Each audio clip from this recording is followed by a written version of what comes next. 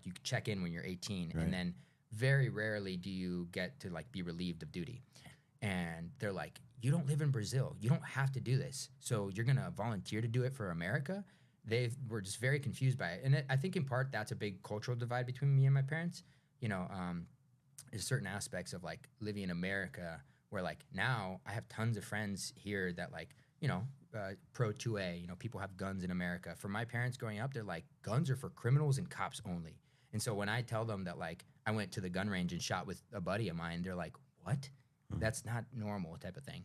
So it's gotten to be a little bit more common for them as they've become more and more Americanized over the last 30 plus years.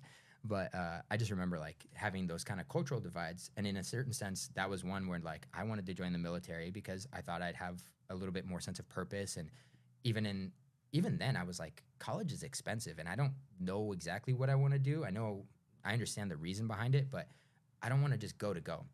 Anyways, my mom and my dad. Did you play sports in high school? Yeah, a little bit, but I was I played right bench. I was like, I was not. What sports? I played football. Okay. So in football, I played strong safety Okay. and wide receiver, but I was not the biggest safety, and then I was not the fastest wide receiver. So I was always like second or third string. I did it mainly to be with my friends. I was always like just trying to have fun. I was always trying to have fun with my buddies, especially towards the end of high school. I was like cutting a lot of class. I think we had like A, B, C, D block schedules. So it's like you have A through D every day, and then you have A days and B days. Anyways, it's like 8 different periods, and each period can count as an absence if you miss it.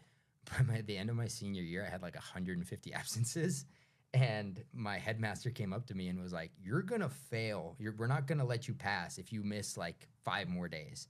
And so I was just like, I was getting in trouble a lot because I just didn't care to like do well in school because I didn't know what I wanted to do. Yeah. And I felt like the system was kind of like shunning me for the things that I did care about. Because I played sports in part because I like to be active and my friends were in it. But I also did a lot of like other activities. So I was active in school.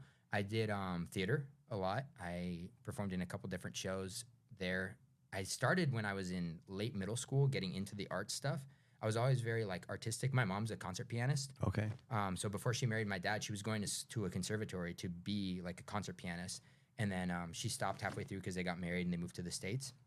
And then she helped my dad in the music aspect of their ministry when they first got married. And my dad would preach, she would do music. And so I always grew up around music. So I'll play the alto sax. I used to sing in choir. I don't play guitar or piano anymore, but I grew up around it a lot. So I have like general knowledge of guitar and piano, but I played alto sax for like 8 years. So a lot of people are surprised by that too, because, you know, just I don't flaunt it. You know, it's a skill that I have, and like if I ever need to use it for acting or whatever, it's there. But I know that was always a fun thing that I like to do, and I like to make myself more of like a Renaissance person. You know, have lots of abilities and skills because it's nice.